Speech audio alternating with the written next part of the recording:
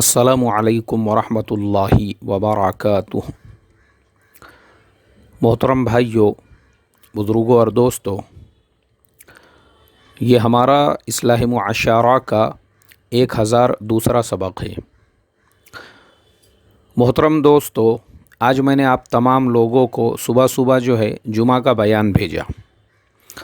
اس کا عنوان کیا ہے؟ اس کا عنوان ہے پہلا سیرت مصطفیٰ 2019۔ مطلب یہ ہے کہ میری یہ ترتیب ہے، میرا یہ معمول ہے، ہر سال میں سمجھتا ہوں تقریباً 1998 سے، یعنی آج اس کو 21 سال ہو چکے ہیں، میں نے اپنے زندگی کی پہلی امامت جس مسجد سے شروعات کی تھی تو مستقل امامت، یعنی اس سے پہلے میں نے تراویح تو اس سے پہلے 2-3 مرتبہ میں سنا چکا تھا، لیکن مستقل بحیثیت امام اپنے طالب علمی کے ساتھ میں نے جب شروعات کی تو تب سے میری یہ ترتیب ہے کہ میں جیسے ہی ربیع الاول کا مہینہ شروع ہوتا ہے اسی کے ساتھ ساتھ سیرت کا سلسلہ شروع کرتا ہوں۔ اب سیرت کی دو طریقے ہوتے ہیں۔ ایک تو یہ ہوتا ہے کہ میں ایک آدھے جمعہ میں لچھے دار تقریر کروں اور چلا پکار کر کے لوگوں کو خالی اللہ کے نبی صلی اللہ علیہ وسلم کے ایک آدھ دو واقعات سنا دوں، یا بس سیرت کے عنوان سے تو یہ مسئلے کا حل نہیں ہے۔ ہماری ترتیب ایسی ہے، ہم مستقل ربیع الاول سے ہر جمعہ کو اللہ کے نبی صلی اللہ علیہ وسلم کی ولادت سے لے کر تو رمضان آنے تک ہر جمعہ کو وہ وصال تک کے جو واقعات ہیں وہ سارے واقعات اس کے اندر بیان ہوتے ہیں۔ اس کے بعد میں بعض اوقات ایسا بھی ہوتا ہے، میرے خیال سے 2017 میں مجھے، یعنی پچھلے سال سے پہلے سال ایسا ہی ہوا کہ رمضان کے بعد بھی 2-3 جمعے لینا پڑے، یعنی وہ 26 یا کچھ 28 جمعہ کے اندر وہ سیرت ہوئی تھی۔ اس کا مقصد کیا ہے میرے محترم دوستو؟ اور ہم کیوں ہر مسجد میں جہاں بھی امامت کرتا ہوں سیرت کیوں شروع کرتا ہوں؟ اب میں آپ کو اس کا اصل ریزن، اس کی اصلی وجہ بتاتا ہوں۔ اصل میں میرے محترم دوستو، آپ کو تھوڑا سا کمپیئر کرنا پڑے گا صحابہ اکرام کی زندگی کو اور ہماری زندگیوں کو۔ صحابہ اکرام اللہ کے نبی صلی اللہ علیہ وسلم جب دنیا سے وصال فرما رہے تھے، کتنے تھے؟ اب کم و بیش جو تعداد شمار ہوتی ہے، عرفہ کے میدان میں آپ نے جو آخری خطبہ دیا، بولے 1,00,000-1.25 لاکھ صحابہ ہوں گے، کم زیادہ ہوں گے، اس کے اندر ایگزیکٹ فگر نہیں ہے۔ مان لو 1.5 لاکھ 2 لاکھ بھی اگر ہم پکڑتے ہیں اللہ کے نبی کے وصال کے وقت میں، تو آپ سوچو وہ 1.5 لاکھ جو صحابہ تھے اللہ کے نبی صلی اللہ علیہ وسلم کے وصال کے بعد، وہ اللہ کے نبی صلی اللہ علیہ وسلم کی سیرت کو اختیار کر کے، اچھا سیرت پہ جو لوگوں نے انکار کیا ہم سیرت پہ نہیں چلیں گے،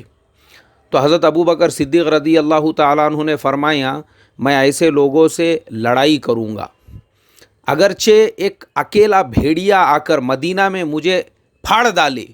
مجھے اس کی پرواہ نہیں ہے،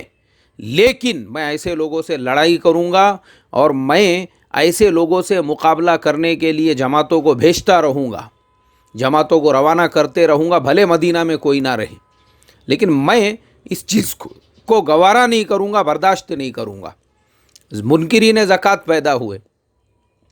حضرت ابو بکر صدیق رضی اللہ تعالیٰ عنہ نے فرمایا کسی کے ذمے اگر ایک رسی کا ٹکڑا بھی نکلتا ہے تو میں وہ بھی وصول کروں گا۔ تو یہ ایک الگ ٹاپک ہے، سیرت ابو بکر صدیق رضی اللہ تعالیٰ عنہ، سیرت صدیق اکبر۔ میں تو سمجھتا ہوں اگر حضرت ابو بکر صدیق رضی اللہ تعالیٰ عنہ فوراً خلیفہ نہیں بنائے جاتے تھے، جو سقیفہ بنو ساعدہ میں حضرت عمر فاروق رضی اللہ تعالیٰ عنہ نے اللہ کے نبی صلی اللہ علیہ وسلم کی نماز جنازہ سے پہلے ہی اعلان کر دیا، ان کی خلافت کا اور بیعت جو شروع کر دی، میں سمجھتا ہوں یہ اس امت مسلمہ پر سب سے بڑا احسان ہے، سب سے بڑا احسان، اور اللہ نے منتخب کیا تھا اس لیے کہ یہ جو آج ہے نا میرے محترم دوستو، پوری دنیا میں یہ جو اسلام کا سکہ ہے، میں سمجھتا ہوں حضرت ابو بکر صدیق رضی اللہ تعالیٰ عنہ کا اس امت پہ اتنا بڑا احسان عظیم ہے کہ وہ فاؤنڈیشن انہوں نے بنایا۔ اللہ کے نبی کے وصال اور حضرت عمر فاروق رضی اللہ تعالیٰ عنہ دونوں کے زمانے کے درمیان میں جو فتنے پیدا ہو رہے تھے، جھوٹے نبی، اسود عنسی اور سجاہ اور مسیلمہ کذاب، یہ ایسے جو جھوٹے نبی، منکرین زکوٰۃ، یہ سارے جو فتنے تھے ان کو ایسا کچل ڈالا، دبا ڈالا، اور ان کو سب کو دبانے کے بعد حضرت عمر فاروق رضی اللہ تعالیٰ عنہ کو ایک ریڈی میڈ اسٹیج تیار کر کے دیا کہ اب تم تو حضرت عمر کا جو زمانہ آیا وہ فتوحات کا زمانہ، مسلمان یورپ تک پہنچ گئے، افریقہ، پورے پون دنیا پہ مسلمانوں کا جو سکہ بولنے لگا حضرت عمر کے زمانے میں، اس کی بنیادیں کس نے رکھی؟ وہ بنیادیں تھی حضرت ابو بکر صدیق رضی اللہ تعالیٰ عنہ کی۔ بہرحال تو میں سمجھتا ہوں اصل تو ہمارے مسجدوں میں صدیق اکبر بھی بیان ہونا چاہیے، مسلمانوں کی نسلوں کو یہ احساس دلانا یا جانا چاہیے کہ یہ صحابہ کی تمہارے اوپر جو ہے کتنی یعنی احسانات، کتنی مہربانیاں ہیں، جو آج مجھے حیرت ہوتی ہے۔ میں کچھ سیمڑوں کو، چھپڑوں کو دیکھتا ہوں نا، وہ صحابہ کی شان میں گستاخیاں کرتے ہیں، ابھی میرے بس میں تو ہے نہیں، ورنہ ایسوں کو تو جو ہے نا، اب کیا بولوں میں اب آپ کو آگے، صحابہ کی شان میں یہ بھول جاتے ہیں۔ آج جو ان کی زبانوں پہ حدیث، قرآن اور اتنی دین کی باتیں اور یہ مسائل اور یہ ساری چیزیں جو آ رہی ہے، ارے بیٹے وہ انہی صحابہ کی قربانیوں کا نتیجہ ہے بیٹا، نہیں تو تمہارے ابا، تمہارے دادا کون سے مندر میں گھنٹہ بجاتے بیٹھے ہوئے ہوتے تھے نا، تم کو اس کا احساس بھی نہیں ہوتا تھا۔ تمہارے اماں جان نوس پھیڑتے تھے، نوس، کاڑو بائیچا نوس رکھ کے بیٹھتے تھے، لیکن یہ وہ صحابہ کی قربانیاں ہیں، جو صحابہ اکرام نے ایسی قربانیاں دی، تو ہماری نسلوں کو یہ بتانا چاہیے ہم نے سیرت صدیق اکبر حضرت ابو بکر صدیق رضی اللہ تعالیٰ عنہ کی قربانیاں۔ تو بہرحال میں اپنا جو ٹاپک ہے کہ صحابہ کی زندگی کو ہم دیکھیں گے، انہوں نے سیرت کو لاگو کرنے کے لیے، حضرت ابو بکر صدیق نے سیرت کو لاگو کیا، حضرت عمر فاروق، سیرت پہ عمل دیکھو۔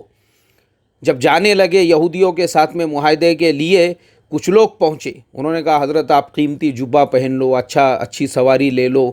کہنے لگے کہ اگر اس جبے میں اور قیمتی کپڑوں میں اور سواریوں میں کامیابی ہوتی تھی تو اللہ تعالیٰ یہ جو قیصر و کسریٰ ہے ان کو کامیاب کر کے بتاتا تھا، لیکن اللہ نے ہم کو جو عزت کی چوٹیوں کے اوپر پہنچایا ہے وہ یہ جبوں کی وجہ سے، یہ قیمتی کپڑوں کی وجہ سے، سواریوں کی وجہ سے نہیں، ایمان کی وجہ سے۔ اور وہ واقعہ بیان کرتے تھے، عمر بکریاں چراتا تھا، درخت کے نیچے سو جاتا تھا، ان کی خالہ آ کے کہتی تھی کہ عمر تجھے تو بکریاں چرانا نہیں آتی ہے، تو کیا کریں گا؟ بولے یہ میرا کمال نہیں ہے، یہ میرے ایمان کا کمال ہے۔ اور وہ واقعہ سوکھی روٹی کھا رہے تھے تو ان کے ساتھ میں جو تھے ان کو چابی بھی نہیں گئی، بولے میں نگل بھی نہیں سکا۔ ہم نے کہا کہ حضرت آپ کچھ نرم کھا لیا کرو۔ بولے بھائی کیسے کھاؤں گا، کیسے کھاؤں گا؟ میرے جو سلف تھے، یعنی میرے جو پہلے والے تھے، اللہ کے نبی صلی اللہ علیہ وسلم، حضرت ابو بکر، ان کو کیا منہ دکھاؤں گا اگر ان کے دنیا سے جانے کے بعد میں نرم کھانے لگ گیا؟ مطلب سیرت کو اپنی زندگی میں بھی، اپنے صحابہ کی زندگی، یعنی اتنے سخت تھے حضرت عمر فاروق رضی اللہ تعالیٰ عنہ سیرت کے معاملے میں کہ میں ابھی آپ کو کیا کیا واقعات سناؤں ان کے، لیکن مجھے صرف ابھی اصل میں آپ کو سیرت سمجھانا ہے، تو اس کے لیے مجھے یہ بتانا پڑ رہا ہے کہ حضرت عمر فاروق رضی اللہ تعالیٰ عنہ سیرت کو کیسے لاگو کیا، حضرت عثمان غنی رضی اللہ تعالیٰ عنہ، حضرت عبداللہ ابن عمر رضی اللہ عنہما کا ایک واقعہ مجھے ملتا ہے جس کے راوی ان کے غلام ہیں، وہ فرماتے ہیں مکہ اور مدینہ کے درمیان میں جب بھی سفر کرتا تو میں ان کو دیکھتا تھا کہ راستے میں ایک درخت آتا ہے، اس درخت کے سائیڈ میں ایک جگہ پہ پتھر کی ایک چٹان ہے، وہ اس کے بازو جا کر جو ہے استنجا کرتے ہیں اور اس کے بعد سواری پہ آ جاتے ہیں۔ اور کبھی میں نے دیکھا کہ ان کو استنجا کا تقاضا نہیں ہوتا ہے، تب بھی وہاں جاتے ہیں، استنجا کی طرح سے بیٹھتے ہیں، واپس آ جاتے ہیں۔ تو میں نے ان سے پوچھا حضرت یہ جب بھی یہ درخت آتا ہے اس سے تھوڑے دوری پر ایک پتھر کی چٹان ہے، آپ اس کے کنارے جا کر جو ہے استنجا کرتے ہیں، یا استنجا نہیں بھی آیا تو اس طرح سے جو ہے آپ بیٹھ کر آتے ہیں، اس کی کیا وجہ ہے؟ حضرت عبداللہ ابن عمر رضی اللہ عنہما کی آنکھوں میں آنسو آ گئے، کہنے لگے میں اللہ کے نبی صلی اللہ علیہ وسلم کے ساتھ اسی راستے سے گزرا، میں نے میرے آقا حضرت محمد مصطفیٰ صلی اللہ علیہ وسلم کو دیکھا، یہ درخت اور اس سے تھوڑے دوری پہ وہ جو پتھر ہے، اس پتھر کے کنارے، پتھر کے بازو بیٹھ کر نبی اکرم صلی اللہ علیہ وسلم نے اسی طریقے سے استنجا فرمائی تھی۔ میں جب بھی اس راستے سے گزرتا ہوں میرا دل اس سنت کو زندہ کیے بغیر گزرنے کے لیے گوارا نہیں کرتا ہے، تو میں اگر استنجا نہ بھی کروں تو بھی کم سے کم اس پتھر کے پاس اس طرح سے بیٹھ کے نکل جاتا ہوں تاکہ کم سے کم ان کی نقل تو کر سکوں۔ میرے محترم دوستو، یہ صحابہ تھے، ایسے ہی ان کو قرآن میں رضی اللہ عنہم کا لقب نہیں ملا، حق ہے ان کا حق۔ تو بہرحال تو صحابہ نے سیرت کو اتنے سختی کے ساتھ میں اپنے اوپر بھی اور جہاں جہاں گئے وہاں پہ اس کو عمل میں لایا، تو اللہ نے کیا کیا؟ پوری دنیا میں صحابہ سے کام لیا، پوری دنیا کے اندر۔ چائنا میں صحابہ نے قبریں بنا دی، انڈیا میں صحابہ نے قبریں بنا دی، دنیا میں جہاں گئے وہاں، یوروپ میں آج آپ کو صحابہ کی فرانس تک قبریں ملیں گی، پوری دنیا میں، افریقہ میں پہنچے، پورے افریقہ کو ایمان کی دولت سے مالا مال کر دیا۔ تو صحابہ کا جو عروج تھا وہ سیرت کی وجہ سے۔ آج کا مسلمان ذلیل کیوں ہے؟ میں نے آپ کو بتایا صحابہ کی تعداد مشکل سے 1.25 لاکھ 1.5-2 لاکھ ہوں گی۔ آج کا مسلمان پوری دنیا میں 200 کروڑ مسلمان کی آبادی ہے، 200 کروڑ۔ اس کے باوجود یہ ذلیل کیوں ہے؟ اس کے باوجود یہ ہر ملک میں کچلا کیوں جا رہا ہے؟ اس کے باوجود اس کو ذلت کی نگاہ سے کیوں دیکھا جا رہا ہے؟ اس کے باوجود اس مسلمان سے نفرتیں کیوں کی جا رہی ہے؟ وجہ یہ ہے آج کے مسلمان کی زندگی میں سیرت نہیں ہے، اور آج کا مسلمان اس سیرت کو سیکھنا بھی نہیں چاہتا ہے۔ آج کے مسلمان کو آپ فلم ایکٹریس کے بارے میں، آج آپ کے مسلمان کو آپ فلموں کے بارے میں، کرکٹ کے بارے میں، فٹ بال کے بارے میں، دنیا کی دوسری چیزوں کے بارے میں آپ پوچھو نا، وہ اتنے انٹرسٹ کے ساتھ میں سنیں گا، اس کو IPL کے پورے ریکارڈ یاد رہیں گے، اس کو ہالی ووڈ بالی ووڈ موویز کے پوری ہسٹری یاد رہیں گی، اس کو پورے ایکٹر اس کو پہچانتا ہوگا، اس کو پورے ان کے جو ہے نا ریکارڈ معلوم رہیں گے، کس نے کیا کمایا، کس نے کیا کھویا، کس نے کیا پایا۔ لیکن وہی مسلمان، اس کو اپنے نبی حضرت محمد مصطفیٰ صلی اللہ علیہ وسلم کی سیرت نہیں معلوم ہے۔ اب جب اس کو معلوم نہیں ہے، اس کو فالو کہاں سے کریں گا؟ اور جب فالو نہیں کریں گا تو یہ تو ذلیل ہونے والا ہے۔ تو یہ جو ذلیل ہو رہا ہے، اس کے لیے آپ کیوں دوسروں کو دوش دے رہے ہو؟ ان کی وجہ سے ذلیل ہو رہا ہے، ان کی وجہ سے، ان کی وجہ سے نہیں۔ سیرت کو چھوڑنے کی وجہ سے آج کا مسلمان ذلیل ہو رہا ہے، ورنہ آج کا مسلمان بھی اگر زندگی میں سیرت کو رکھتا تھا، سیرت کو اختیار کرتا تھا۔ کیا وجہ ہے 200 کروڑ کی آبادی ہونے کے باوجود بھی پوری دنیا کے اندر یہ اپنے کلمے کو بلند نہیں کر سکتا؟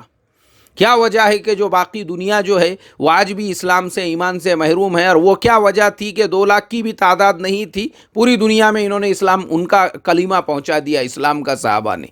اور یہ 200 کروڑ ہو کے بھی ایک دم مکڑی کے جالے کی طرح سے اور سمندر کے جھاگ کی طرح سے بنا ہوا ہے۔ کیوں؟ وجہ اس کی یہ ہے، اس نے سیرت کو چھوڑ دیا۔ تو ہم نے ریسرچ کیا اس کے اوپر، ہم نے تحقیق کی کہ آج کا مسلمان اسی لیے، اور میں دیکھتا ہوں مسلمانوں کو انٹرسٹ بھی نہیں ہے۔ یہ مسلمانوں کو کسی ڈانس کے کنسرٹ کے لیے آپ دعوت دیجئے، کوئی سنگر آنے والا ہے وہ بولیے، ٹی وی کے اوپر ان کی فیوریٹ اور ان کی پسندیدہ فلم آنے والی ہے، پورے اہتمام کے ساتھ باوضو گردن جھکا کے 15 منٹ پہلے ٹی وی آن کر کے یہ بیٹھ جائیں گے۔ لیکن سیرت تو تم کائے کے عاشق رسول ہے، تم کو کیا اللہ کے نبی سے محبت ہے؟ تم سیرت سن بھی نہیں سکتے، تم اپنے مسجدوں میں شروع بھی نہیں کر سکتے، تم کو کیا انٹرسٹ ہے سیرت سے؟ یہ حل ہے، حل۔ اس کے لیے میں نے ابھی آپ کو ہمارا کل کا جو سیرت کا بیان تھا وہ بھیجا ہوں۔ میں آپ سے درخواست کرتا ہوں، یہ پہلی سیرت کا پہلا بیان ہے یہ اس سال کا، وہ پہلا بیان آپ تک پہنچ گیا ہے۔ پورے اہتمام سے سنو، پورے دھیان سے سنو، پوری توجہ سے سنو، اپنی فیملی کے ساتھ میں سنو، پورے گاؤں میں اگر گھر گھر کے اندر آواز پہنچانے کا سسٹم ہوگا تو پورے گاؤں کو وہ سیرت سناؤ۔ اگر آپ لاؤڈ اسپیکر پہ سنا سکتے ہیں تو سناؤ۔ ہم آپ کو ہر جمعہ کی سیرت، یہ پہلی سیرت میں نے کل بھیجا ہوں، اب ہر جمعہ کی سیرت، کیونکہ سیرت میں اب اور آپ کو ایک بات بتا دوں، سیرت کا بیان کرنے سے پہلے ہم کم سے کم 10 کتابوں کا مطالعہ کرتے ہیں، پورے حوالوں کے ساتھ مدلل طریقے سے، تاکہ امت کو صحیح سیرت جو ہے وہ مل سکے۔ تو اس کے لیے میری درخواست ہے، ہمارے ہر فرد تک سیرت پہنچنا چاہیے، ہر فرد کو، اور شروع سے